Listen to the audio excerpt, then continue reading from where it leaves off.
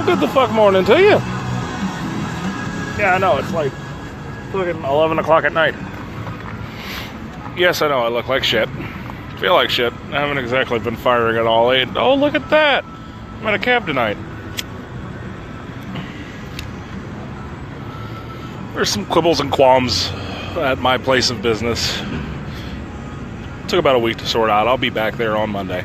For the most part, though, I'm in a cab tonight. Holy crap, $7 tonight. It's given me a lot of time to think and contemplate on the new video that I'm putting out today. See, because today I want to review the 2017 Chevrolet Traverse LT. Yes, Mr. Mopar seems to be driving a lot of Chevrolets. Anyway, and the more and more I thought about this review is, you guys know that I do my reviews kind of off the cuff. I never sit down and write out a script or even, bullet points that I want to hit. I always just have all this shit rattling around in my head. For me, the Traverse is the epitome of why I've always disliked Chevrolet. Not saying the Traverse is a bad vehicle, but it checked all the boxes that drives Mr. Mopar fucking nutty. So, on to the review. The Traverse is one of 5 SUVs in Chevrolet's lineup. No, I'm not talking about GM and Buick and Cadillac. I'm talking just Chevrolet. They have the Chevrolet Traverse, the Chevrolet Equinox, the Chevrolet Tahoe, the Chevrolet Suburban, and the Chevrolet Trax. 5 SUVs. 3 of those which are mid-size SUVs. Granted, the Trax is on the smaller side of the mid-size SUV. The Traverse being on the bigger size of the mid-size SUV. And of course the Tahoe and the Suburban, which are the exact same truck. You know what the difference is between a Tahoe and a Suburban? About 6 inches of frame. That's it. It's the exact same truck. Now, this is irk number 1 I have about the Traverse, is it points out that GM has gone back to its exact same line of thinking that put it into the position of needing a bailout. Yes, I understand the bailouts were about people, buying cars that really couldn't afford them. Letting them go, lost wages, lost revenue, what have you. But, you see, many people don't realize that the big 3 almost went out of business in the 70s, and a lot of people automatically assume it's because of the oil embargo. It's not. Let's take a trip back into the past, shall we? 2007, 2008, the bubble bursts, the economy goes to shit, and the big 3 automakers go, we need money. Now, at the time, Chevrolet, which is a subsidiary of General Motors, so I'll be referring to Chevy as GM from here on out. GM owned Chevrolet, Oldsmobile, Pontiac, Saturn, Buick, Cadillac, Hummer. Plus, I think they might own a share of Isuzu as well. I can't remember. Yeah, because Ford has Mazda. Chevrolet owns part of Isuzu. That's for their commercial truck fleet. The problem was that GM, in its infinite wisdom, instead of building products to compete with their competitors, they were building products to compete with themselves. Cross-platform products at that. What do I mean by cross-platform? A man by the name of Lee Iacocca that saved Chrysler in the late 70s, early 80s was a master at cross-platform. Basically, he came out with one chassis called the K platform, or the K car. And that was all they had. The Dodge Omni, Chrysler New Yorker, what have you. Take any book, late 70s, early 80s Chrysler vehicle. Guess what? That was a K-car platform. It's all the same chassis underneath. Different bodies, all the same chassis. Chevrolet took this idea and ran with it. That's why the Pontiac Solstice and the Saturn Sky, the little 2-door wannabe sports cars. I'm sorry, sports coupes. Before my buddy Ross takes my head off. Sports coupes. That were the exact same car. The exact same. All they had was a difference in badging. That's it. The exact same car. Hell, they did it with their trucks. Anybody remember in the early 2000s when everybody that had a 1500 Silverado was swapping their front end for a Cadillac Escalades? Because it's the exact same fucking truck. The exact same body panels. Yeah, it looks a little bit different because it's a Cadillac, but it's the exact same thing. Here's the trick, though. If you bought a Cadillac and you went to go buy parts for a Cadillac, you're going to pay out the ass for them. Now, if I walked into an auto parts store and said, hey, I have a Chevrolet Tahoe. Okay. Well, and I don't know these prices for sure. I'm not positive on these prices. But I do know the price difference. If I walked in to buy a water pump for a 2002 Cadillac Escalade, I'm paying $300 for said water pump. If I walked in and bought a water pump for a Chevrolet Tahoe, which is the exact same truck, exact same engine, exact same layout, all of it, just doesn't have that nice big fat Cadillac badge on the front of it, I was paying $120. So not only was GM price gouging in their own market, they were competing with themselves, and they still are today, to the point of it's driving up the cheap car prices. I will show you. Chevrolet Cruze. I reviewed the 2014 Chevrolet Cruze. It's an alright little car. Got a little bit of character to it. Buick has the Verona, which if you park them right next to each other, take the badges off, exact same car. Now, if you were to go buy a brand new Chevrolet Cruze, you're going to be, purchasing in the market of about $20,000 to $25,000, depending on, what trim level you want.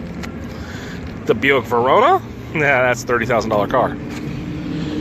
So not only is GM taking the same vehicle, not even attempting to change the body or any of the internals.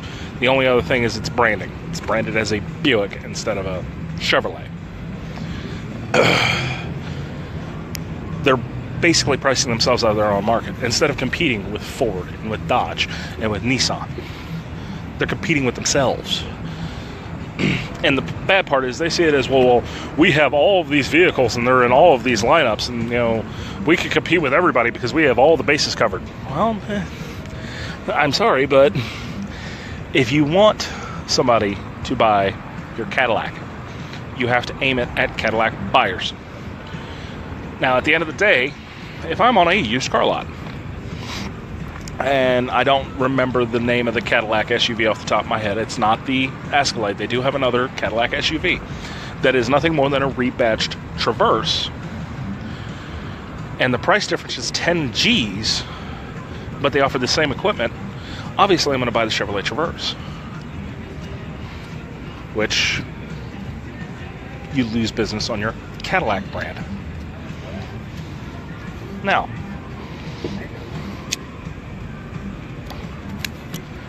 GM is a big proponent of what I call slush boxes.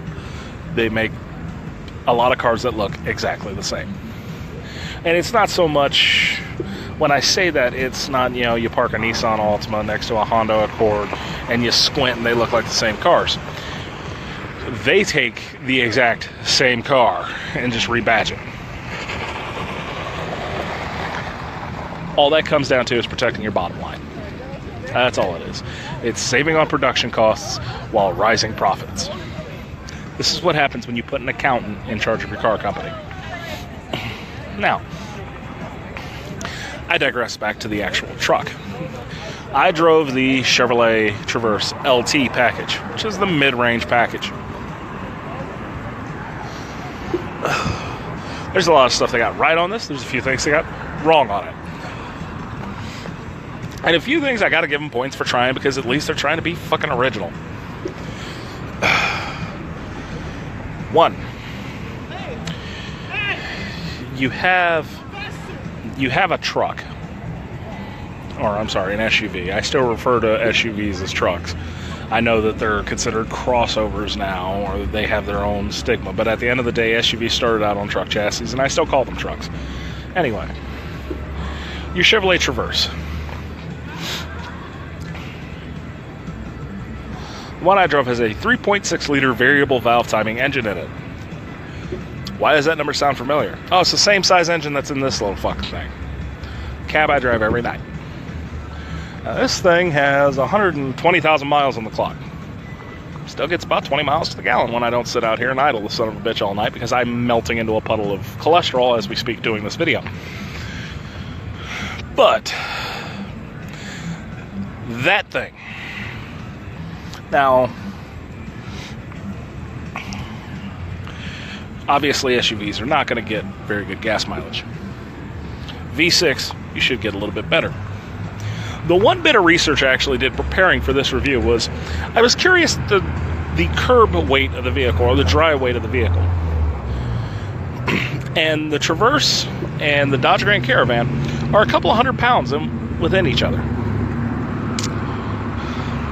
And I average about 20 miles to the gallon out of this van. I was getting about 14 in that SUV. Yeah. That's early 90s V8 numbers. I'm sorry, if you have a variable valve timing engine and you're getting 14 miles to the gallon on the highway, there's an issue. There's an issue. Also, that engine is less powerful than this engine. Now, granted, Dodge does like to go a little bit overboard with their power ratings, hence why this is a minivan and it has almost 300 horses. When I'm in an SUV, something that you would think is supposed to have more power, and it's more sluggish than a minivan, again, that's a fault. And like I said, I could be just picking over the bones of the engine because, you know, it's the same as the Dodge engine, and, well, this is what consumers do. I mean, literally, Fiat Chrysler has a 3.6 liter variable valve timing engine. GM has a 3.6 liter variable valve timing engine, and Dodge's engine blows it out of the fucking water in every category. Ugh. I've got to get back in the van. It's fucking hot. And yes, I know, I moved to the desert. I need to suck it up and deal with it. Now,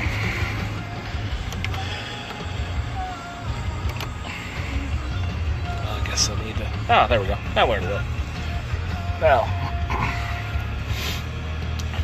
GM finally started listening, though. Because they have a straight pull for their automatic transmission. Thank you, God. None of these wonky ass shift patterns. No, look at it makes you feel like you're driving a manual. No, it's an automatic. It's right there on the console. Park, reverse, neutral, drive. Bam, straight pull. Yes, I understand that's something, you know, so small and minuscule in most people's minds that it usually doesn't even come to the forefront. But for me, that's somebody using their brain, common sense. The model I drove had a Bose sound system in it, and the stereo was amazing. The seats are amazingly comfortable. And like I said, it could be just me getting fat and old and grouchy, but they were extremely comfortable. Helped my back a lot sitting in that seat. And having taken this minivan across country, and then driving that would be a lot more of a comfortable ride across country. That being said, it is a front-wheel drive SUV.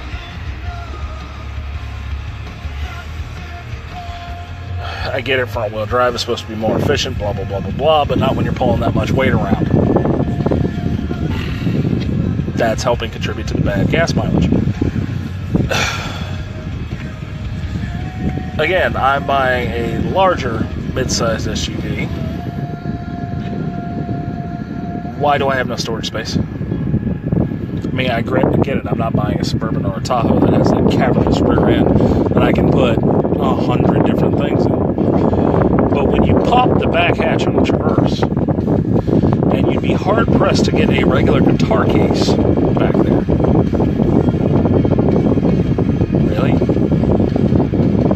bought an SUV because I wanted internal storage and, cargo capacity.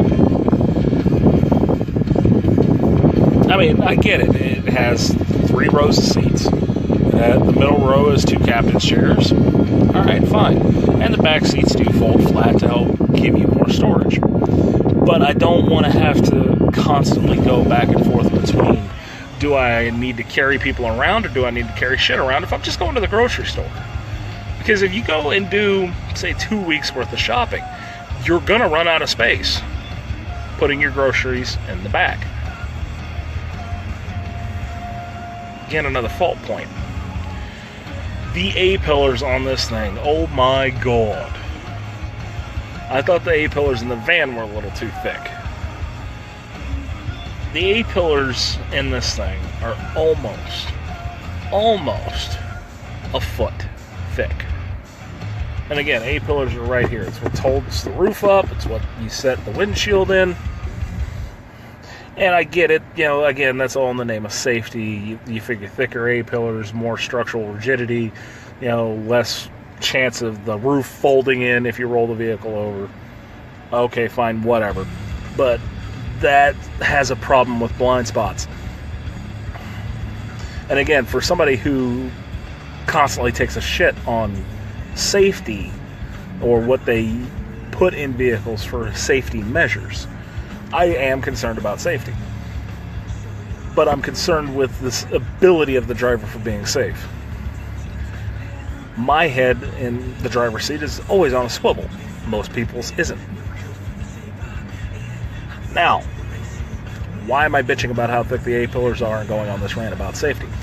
Well, I noticed several times coming up to the interstate, or the freeway out here as they like to call it, if a car no bigger than a Mustang or a Camaro was trying to merge onto the interstate and I didn't weave to look, I wouldn't see him. You lose an entire car in that A-pillar just on sheer perspective of look. Bad plan. Real bad plan. Because not many people look.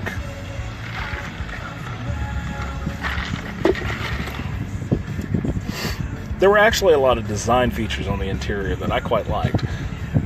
I did like the fact that it had a straight pull for the automatic transmission. I like the fact that the armrest is adjustable. There's a big center console armrest. You can move it back and forth to however your adjustment is.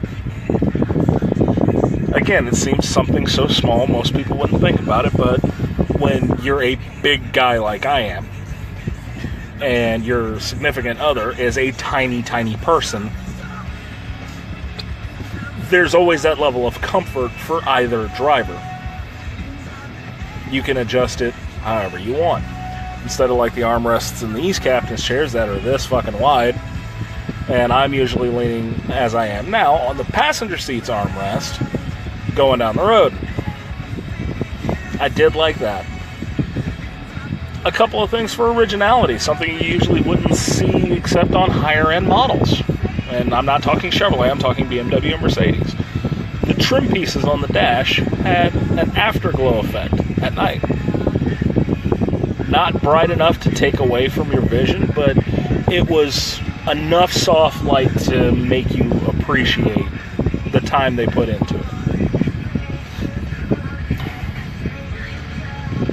That's pretty much it. Oh yeah, that and the aux jack is not hidden in any of the center consoles. It's not hidden in the glove compartment. It's right up there on the dash with the radio. At least I ain't gotta go hunting for the son of a bitch. As far as the interior, that's all I really had to say about it. I mean, like I said, the seats were very comfortable. It seemed spacious enough in the back. Granted, as somebody that's looking to buy one of these as a driver, you're not too worried about, rear passenger space unless you have a big family.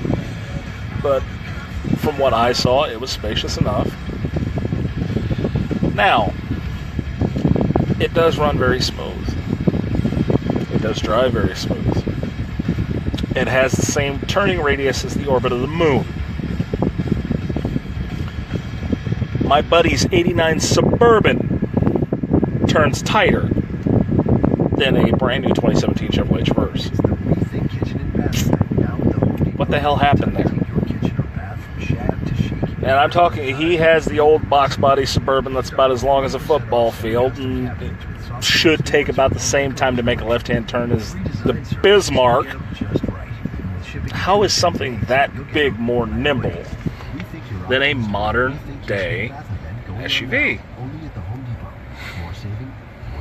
And that's what's, for me, is more infuriating than anything when it comes to new cars, is they have plenty of opportunities to improve and perfect and, you know, just blow us away. And they get halfway there and go, ah, fuck it. That works, it'll sell. And this is not a cheap SUV. This is not, and granted, SUVs are not cheap to begin with, but this is not a cheap vehicle. This is like $36,000 to $40,000 rolling down the street. You could spend hours online reading every detail about the Cadillac ATS. And it can be outmaneuvered by a truck that is almost 30 years old. Understand a car like this by driving it. Really? And leave with the Cadillac ATS. You can drive a car. I try to leave my bias out of things when I rate vehicles. I really do, because I try to look at it as an overall buyer's perspective. The Traverse, I give a 6 out of 10. It's infuriating that a vehicle that's almost 30 years old, that's probably a good 2 feet longer and about 1.5 feet wider, can out-turn it. That's a bit of a bitch. Your blind spots are ridiculous. The only thing that saves it from being lower on the scale is the interior and the ride quality. That's it. That's it. Because with the horrible gas mileage, the blind spots, the freaking ridiculous turning radius, honestly, if you're looking for performance, run to the Durango, run to the Explorer. It's the same size. It might be a little bit bigger than the new Explorer. And honestly, if you're buying a performance SUV, there's two places you really need to look. Either take your ass over to Ford and buy their police package, or take your ass over to Chevrolet and buy a police package Tahoe. Or if you really want to spend some money, you go pick up the SRT Dodge Durango or the SRT Jeep Cherokee. But when I was driving home in it yesterday morning, I was contemplating back and forth who would purchase this vehicle and who would be the best benefit of owning a Chevrolet Traverse. The only thing I can think of is not so much the elderly, but the aged. You know, the late 40s to early 60s crowd. It could be the fact that, again, I'm getting older. I don't see people in that crowd as elderly. But it gives you a higher ride height, so it helps you see the road. It's easy to get in and out of. There's no climbing up into it. There's no falling out of it. It is just open the door and slide right in. Well, if you're getting older and you got back problems like I do, or you got knee problems like I do, it's easy to get in and out of. It's a comfortable place to sit, especially if you want to take it on a long road trip. So, I mean, that's who I see buying them. Oh, wait a minute. They already have a brand dedicated to that demographic, and it's Buick. And Buick has their own version of the Traverse. The name escapes me right now. I had it in the back of my head. It took over for the Rendezvous, but fucking Tiger Woods sponsors it. I can't remember the name of the damn thing, but Buick has their own version of it. And people in that age range usually are pulled more to Buick. Why? Because they're more of a luxury and more of a comfort-based brand. They're not going to look at Chevrolet too hard. That's what I'm talking about earlier in the video, when you got, instead of GM trying to grow their market and compete with the other automakers, they're competing with themselves. You literally have Chevy and Buick firing bow shots at each other over the same demographic. Doesn't work. It doesn't work. Especially for the price people are paying for these cars. It definitely doesn't work. They are literally building themselves up. They're building a fleet that will corner them out of their own market.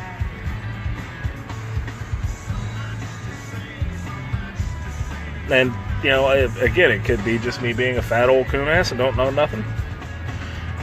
But if I was a betting man, I'd be willing to say in another 10 years, GM will be in financial trouble. They might not be going, hey, we need a bailout. But if you would had the ability to track their profit margin and look at their quarterly reports, over the next 10 years, they will start to drop. Because the brands are too busy shooting at each other to actually shoot at the competition. That's all I got for tonight, guys. Again, if you like the video, share it around. It'll be up on YouTube here in a couple of days on my YouTube channel. You know, go to The Meters Running at YouTube. It is spelled a little weird. You actually have to click on it and say, no, I meant to spell it just like I spell it in the video. You know, like, subscribe, share that around. There's almost 60 videos up on the YouTube channel now. So, and I might start exploring different ways and different styles to do the show. I picked up a camera that has the ability to do HD recording, so if I could start getting my hands on cars that I could spend a little bit more time with, hint, hint, nudge, nudge, to start taking pictures and video of the cars to be able to show examples in the videos, that is something I eventually want to start doing. So if you guys have a car you want me to review, or you've got, you know, something you want to see me go off on, please let me know. If you want me to review your car, send me a private message. You know, we'll set up a time for me to come out and take a look at your car. Just realize that I'm going to be brutal about it. Whether it's good or bad, it's going to be brutal. So if you're easily butthurt, make sure to pack a lunch. Other than that, y'all have a good night.